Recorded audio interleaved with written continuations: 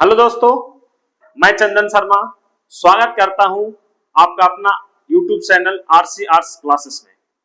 मैं आज class 10th के विद्यार्थियों के लिए हिंदी के गद्य खंड के जो अध्याय पहला है श्रम विभाजन और जाति प्रथा, जिनके लेखक डॉक्टर भीमराव अंबेडकर हैं, उनका जो जीवन परिचय है जो एग्जाम के दृष्टि से बहुत ही महत्वपूर्ण माना जाता है और इस महान पुरुष से बिहार बोर्ड में एक दो क्वेश्चन ऑब्जेक्टिव के रूप में पूछे जाते हैं।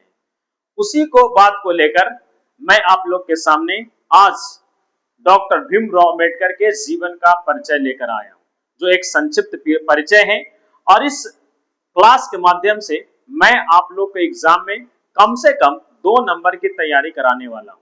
इसलिए आप लोग से आग्रह है कि आप क्लास को ध्यान से देखें और मैं आपसे एक निवेदन करता हूं कि जब भी आप मेरा क्लास देखने बैठे तो एक कॉपी और एक पेन अपने साथ में रखें, ताकि आप एक अपने ढंग से एक नोट्स तैयार कर सके और उस नोट्स को अभी और एग्जाम के पहले रिवीजन कर सके। क्योंकि दोस्तों, जो अपना नोट्स होता है वो बाकी सब लोगों के नोट्सों से बेहतर होता है। जिस प्रकार से एक वृक्ष और एक पौधा दोनों में अंतर होता है, सॉरी वृक्ष और लता में, क्योंकि लता आप देखते हैं किसी दूसरे के सहारे पर होता है लेकिन वृक्ष अपने दम पर होता है।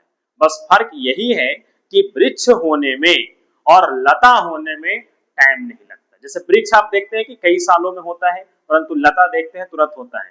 तो हम लोग विद्यार्थियों को वृक्ष बनना है, ना कि लता बनना है, अर्थात दूसरे के नोट्स पे सहारा नहीं रखना है। तो आप अपने पेन उठाइए और एक पेज रखिए और उस पर मेरे द्वारा जो भी पढ़ाया जाएगा उसको नोट कीजिए। और ये जितने भी पॉइंट हैं ये एग्जाम के पॉइंट ऑफ व्यू से बहुत ही महत्वपूर्ण होने वाले हैं। तो आइए, मैं श्रम विभाजन जिसके लेखक डॉक्टर भीमराव अंबेडकर हैं उनका सामान्य परिचय का अध्ययन करने वाला हूं। तो ये जो है श्रम विभाजन और जाति प्रथा, ये एक निबंध है। मैंने अपने पिछले वीडियो में आपको बताया था कि कौन सा निबंध है, कौन सा कहानी है, कौन सा आपका बातचीत है। तो उसी प्रकार से यहाँ पे जो श्रम विभाजन है इसका जो लेखक है वो डॉक्टर भीमराव अंबेडकर है। क्या है? डॉक्टर भीमराव अंबेडकर। तो इनका जो पूरा नाम है, वो है डॉक्टर भीमराव अंबेडकर रामाजी अंबेडकर। क्या नाम है? डॉक्टर भीमराव रामाजी अंबेडकर। जबकि इसका पूरा नाम आप देखेंगे तो यहाँ पे जो रामजी है वो जुड़ जाता है। जैसे हम लोग जानते हैं, इनको जानते हैं, अगर शॉर्ट नेम में देखें तो डॉक्टर भीमराव अंबेडकर बोलते हैं, लेकिन इनका जो वास्तविक नाम है यानी कि जो पूरा नाम है वो नाम है डॉक्टर भीमराव रामजी अंबेडकर। क्या नाम है? डॉक्टर भीमराव रामजी अंबेडकर। इसको भूलिएगा नहीं, क्योंकि ये थोड़ा सा अलग तरह के क्वेश्चन बना सकता है, क्योंकि डॉक्टर भीमराव अंबेडकर तो सब जानते हैं, परंतु इनका जो वास्तविक नाम है वो बहुत कम लोगों को ही पता है। इसलिए हम आप लोगों को इनका जो वास्तविक नाम है डॉक्टर भीमराव अंबेडकर, उनका आपको संज्ञा बता रहे हैं या फिर उनका नाम बता रहे हैं। अब देखिए, इनका जो जन्म हुआ था, क्या हुआ था? इनका जो जन्म हुआ था 14 अप्रैल 1891 को हुआ था। डेट याद रखिएगा, 14 अप्रैल 1891 को हुआ था। कहाँ हुआ था? महू में हुआ था। और किस राज्य में हुआ था? तो मध्य प्रदेश में हुआ था। यानी कि भीमराव अंबेडकर का जन्म 14 अप्रैल 1891 महू मध्य प्रदेश के राज्य में हुआ था। अब इसके अगर पिताजी की बात करें तो इनके पिताजी का जो नाम था वो नाम था रामजी मालोजी सकपाल। अब ये आप देख रहे हैं, जो रामजी इनका जो प्रथम टाइटल है इनके नाम के बीच का टाइटल है, क्योंकि अपने पिता के वंश के या फिर पिता के अंश को आगे बढ़ाने के लिए इन्होंने ये नाम अपने नामों में संग्रहित किया था। तो यहाँ पे आप देख रहे हैं कि उनके पिताजी का नाम था रामजी मालोजी सकपाल। क्या नाम था उनके पिताजी का? रामजी मालोजी सकपाल। अब उनकी माता की अगर बात करें तो उनकी माता का नाम था भीमाबाई। क्या नाम था? भीमाबाई। तो इनकी माता का नाम क्या है? भीमाबाई। इनका जो मृत्यु हुआ था वो 6 दिसंबर 1956 को नई दिल्ली में हुआ था। यानी कि इनका जब निधन हुआ था वो हुआ था 6 दिसंबर 1956 को नई दिल्ली में हुआ था। अब ये हमारे डॉक्टर भीमराव अंबेडकर साहब हैं, इनको अपने संविधान का, हमारे संविधान का जनक भी कहा जाता है। अब इसके बाद देखते हैं कि जो इनकी जो शिक्षा दीक्षा था, यानी इनकी जो शिक्षा थी वो कहाँ हुई थी, कैसे हुई थी। तो शिक्षा की अगर बात करें तो कोलंबिया विश्वविद्यालय, कौन सा विश्वविद्यालय? कोलंबिया विश्वविद्यालय से उच्च शिक्षा प्राप्त किए थे और ये कोलंबिया विश्वविद्यालय कहाँ है? अमेरिका में है। अर्थात डॉक्टर भीमराव अंबेडकर अपने उच्चतर शिक्षा के लिए विदेश जाते हैं। कहाँ जाते हैं? विदेश जाते हैं। तो ये कोलंबिया भी गए और कोलंबिया से उच्च शिक्षा प्राप्त की, जो वर्तमान में कहाँ है? अमेरिका में है। फिर लंदन स्कूल ऑफ इकोनॉमिक्स से अर्थशास्त्र में अध्ययन किया, यानी कि इन्होंने फिर क्या गया? तो यहाँ अमेरिका के बाद लंदन स्कूल ऑफ इकोनॉमिक्स से अर्थशास्त्र में अध्ययन किए। फिर उनके बाद जो लॉ की पढ़ाई थी, अर्थशास्त्र एवं राजनीति के महान विद्वान थे, यानी कि जब ये पढ़ लिख गए तो वो क्या किए कि विधि यानी कि लॉ भी पढ़े थे, उसके साथ साथ एक अर्थशास्त्री विद्वान भी थे, और डॉक्टर भीमराव अंबेडकर। अब इसके बाद अगर देखा जाए तो इनका जो साहित्यिक एवं सामाजिक योगदान है, अर्थात उन्होंने साहित्य के क्षेत्र में और सामाजिक में कौन कौन से अपना योगदान दिया है, उससे भी क्वेश्चन पूछे जाते हैं। तो इनका अगर पहला योगदान देखें तो इनका भारतीय संविधान के मुख्य शिल्पकार कहा गया है। मुख्य शिल्पकार का मतलब है कि मेन प्रस्तावित करने वाले संविधान के जो व्यक्ति थे, अर्थात संविधान की जो रूपरेखा तैयार करने वाले व्यक्ति थे, वो डॉक्टर भीमराव अंबेडकर थे। इसलिए इन्हें संविधान का जनक भी कहा जाता है, संविधान का शिल्पकार भी कहा जाता है, और भी इनको अनेक नामों से जाना जाता है। तो याद रखिएगा, संविधान के मुख्य शिल्पकार कौन थे, यानी संविधान की स्वरूप तैयार करने वाले व्यक्ति कौन थे? डॉक्टर भीमराव अंबेडकर। क्यों थे? क्योंकि इनको प्ररूप समिति का अध्यक्ष बनाया गया था। जो संविधान सभा में एक समिति थी जिसको प्ररूप समिति बोलते हैं, तो प्ररूप समिति के जो मुख्य अध्यक्ष थे वो डॉक्टर भीमराव अंबेडकर थे, और इसी प्ररूप समिति ने संविधान सभा के स्वरूप को प्रकट किया था, इसलिए इनको संविधान के जनक के रूप में जाना जाता है। अब अगर हम बात करें तो ये समाज सुधारक भी थे, अर्थशास्त्री भी थे, विधिवेता थे तथा महान चिंतक थे।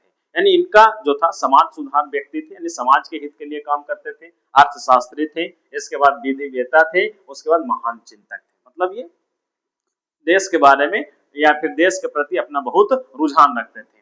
अब इनके द्वारा जो प्रथाएं थी उन प्रथाओं को खत्म करने का प्रयास करते हैं, जिसमें जाति प्रथा, छुआछूत, सामाजिक भेदभाव, काला विद्रोह किया, मतलब कड़ा विद्रोह किया था। अर्थात ये सामाजिक कार्यों में जो जाति प्रथा, छुआछूत जैसे जितने भी सामाजिक भेदभाव, जो कुरीतियां फैली थी, इन कुरीतियों को दूर करने में इनका सफल योगदान रहा है। अब हम देखेंगे इनका जो समानता, स्वतंत्रता और बंधुत्व के समर्थक थे, यानी कि ये स्वतंत्रता में और समानता में और बंधुत्व में विश्वास रखते थे। अर्थात ये चाहते थे कि भारत के सभी नागरिक को एक समानता दिया जाए, स्वतंत्रता दिया जाए, और बंधुत्व मतलब होता है भाईचारा। स्वतंत्रता, समानता और बंधुत्व ये फ्रांस के क्रांति के नारा था, और उसी नारा को भारतीय राष्ट्रीय आंदोलन के दौरान हमारे राष्ट्रीय आंदोलन में जोड़ा गया। इनके बाद ये जो दलितों एवं वंचित वर्ग के अधिकारों के लिए आजीवन संघर्ष किए थे, क्योंकि डॉक्टर भीमराव अंबेडकर खुद दलित परिवार से थे, और दलित परिवार से होने के कारण उन पे जो अत्याचार किया गया था सामाजिक कुरीतियों के द्वारा, उन सामाजिक कुरीतियों को दूर करने का प्रयास डॉक्टर भीमराव अंबेडकर करते हैं, और उनके साथ जो भेदभाव किया गया था उन भेदभाव को उनके आने वाले पीढ़ी के साथ ना किया जाए, इसलिए उन्होंने अपने समाज के लिए, अपने दलित परिवार के लिए लड़ा और उनको आरक्षण और उनको स्वतंत्रता दिलाया। अभी इसके बाद अब हम लोग डॉक्टर भीमराव अंबेडकर के प्रमुख रचनाएं पढ़ेंगे। प्रमुख रचनाएं जो उनके द्वारा अपने समाज कल्याण के लिए कुछ पुस्तकें लिखी गई हैं और आज भी वर्तमान में मौजूद है, और इन पुस्तकों का महत्व अभी भी बहुत अधिक है। तो इनके द्वारा जो पहला पुस्तक लिखा जाता है जिसका नाम होता है जाति का नाश हो, अर्थात एनिहिलेशन ऑफ कास्ट, यानी इनका मानना था कि जात को खत्म कर दिया जाए, जाति व्यवस्था को समाप्त कर दिया जाए। उस जाति व्यवस्था को समाप्त करने के लिए इन्होंने एक पुस्तक लिखा जिसको जाति विनाश के नाम से जानते हैं। दूसरा जो पुस्तक लिखा गया, शूद्रज कौन थे, यानी हु आर दे शूद्रस, यानी हु आर दे शूद्रस, यानी कि शूद्र कौन थे। इनका जो सवाल था, इनका जो पुस्तक था, उस पुस्तक का नाम था हु आर शूद्रस, यानी कि शूद्र कौन थे। तीसरा पुस्तक है बुद्ध और उनका धर्म, बुद्ध और उनका धर्म, अर्थात बुद्ध और उनके द्वारा जो अपनाए गए धर्म थे उसके बारे में भी डॉक्टर भीमराव अंबेडकर ने पुस्तक लिखी थी जिसका नाम था the Buddha and his Dhamma, the Buddha and his Dhamma. उसके बाद तीसरा जो पुस्तक है वो लिखते हैं पाकिस्तान अथवा भारत का विभाजन, यानी कि जो पाकिस्तान अथवा जो भारत का पाकिस्तान विभाजन हुआ था, भारत का विभाजन कब हुआ था? 1947 में 14 अगस्त को पाकिस्तान बना था और उसी मध्य रात्रि को ठीक 12 बजे के बाद 15 अगस्त 1947 को स्वतंत्र राज्य भारत स्थापित किया गया था। तो इसलिए इन्होंने जो भारत का विभाजन का जो दृश्य था, वो दृश्य को इन्होंने अपनी इस पुस्तक में उल्लेख करते हैं। तो इनके द्वारा कितना पुस्तक लिखा गया? 4 पुस्तक। पहला जाति का विनाश यानी कि एनिहिलेशन ऑफ कास्ट, शूद्र कौन थे, who were the Shudras, Buddha और उनका धम्म यानी the Buddha and his Dhamma, और पाकिस्तान अथवा भारत का विभाजन, क्योंकि 1947 में भारत बंटता है और एक स्वतंत्र पाकिस्तान राज्य की स्थापना होती है और एक भारत देश की स्थापना होती है। अब इसके बाद जो डॉक्टर भीमराव अंबेडकर थे, उनकी भाषा शैली की अगर बात करें, अर्थात उनके किताब में जिस भाषा का प्रयोग किया गया था, उन भाषा शैली की अगर देखें तो डॉक्टर भीमराव अंबेडकर सरल, स्पष्ट, तार्किक, प्रभावशाली तथा तथ्यपूर्ण थे। यानी उनके द्वारा जो भाषा उपयोग किया जाता था वो सरल भाषा था, ताकि आम व्यक्ति भी इनके पुस्तकों को, इनके रचनाओं को पढ़कर उनके विचारों और उनके उद्देश्यों को आसानी से समझ सके। अब यहाँ पे आप देखते हैं तार्किक। तार्किक का मतलब होता है प्रमाणित, यानी कि इनके पुस्तक में जितने भी शब्दों का प्रयोग किया गया था, भाषा का उपयोग किया गया था, सब तार्किक थे यानी कि प्रमाणित थे। उसके बाद प्रभावशाली, जोरदार थे, इफेक्टिव थे। उसके बाद तथ्यपूर्ण, अर्थात कहने का मतलब है कि तथ्यों पर लिखा गया था, अर्थात उनके किताब में कोई भी अगर चीज लिखा गया था तो तथ्य के आधार पर लिखा गया था, जिसके प्रमाण दिए गए थे।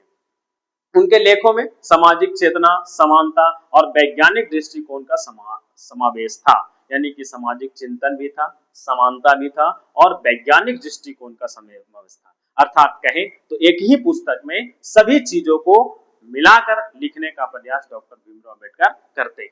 अब है साहित्य में स्थान। साहित्य में स्थान का मतलब है कि साहित्य के क्षेत्र में इसका किनका स्थान था। तो डॉक्टर भीमराव अंबेडकर आधुनिक भारत के महान चिंतक थे, आधुनिक भारत के महान चिंतक थे और समाज सुधारक थे, यानी समाज के हित के लिए काम करते थे। उन्होंने अपना लेखन के माध्यम से सामाजिक न्याय, समानता और मानव अधिकारों का संदेश दिया और भारतीय समाज और राजनीति में उनका योगदान सदैव स्मरणीय रहेगा। अर्थात सामाजिक कार्यों में भी उनका सबसे बड़ा योगदान रहा, उसके बाद न्याय व्यवस्था में भी उनका बहुत बड़ा योगदान रहा, समानता, मानवीय मानवाधिकार और भी प्रकार के संदेश लोगों को देते हैं।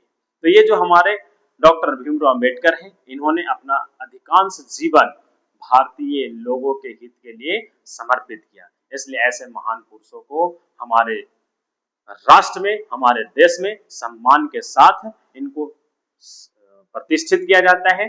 तो डॉक्टर भीमराव अंबेडकर हैं जो श्रम विभाजन के लेखक हैं। तो इनका जो सामान्य परिचय था वो खत्म हुआ, और याद रखिएगा ये जो सामान्य परिचय है डॉक्टर भीमराव अंबेडकर का, इनसे बोर्ड में अधिकांश क्वेश्चन पूछा जाता है। इसलिए आपसे आग्रह है कि इस वीडियो को देखें और ज्यादा से ज्यादा शेयर करें और लाइक करें और सब्सक्राइब करें। धन्यवाद।